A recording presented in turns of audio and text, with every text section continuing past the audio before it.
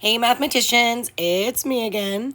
All right, so it says for problem 2, here is a new piece of information.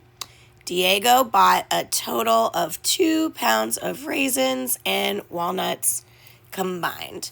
So in our previous example, X was our number of pounds of raisins and Y was our pound of walnuts. And so the new constraint, the new limit that they've given us is that they gave us a total of 2 pounds of raisins. So to write this one as an equation, sometimes this one throws people off a little bit because it's almost too simple. So if X represents the number of pounds of raisins, we're just going to say X. And then if Y represents the number of pounds of walnuts, we're just going to say X plus Y equals 2. Because the number of pounds of raisins plus the number of pounds of walnuts need to equal our new constraint, our new limit, our new total, all different ways of saying the same thing, 2. So in order to use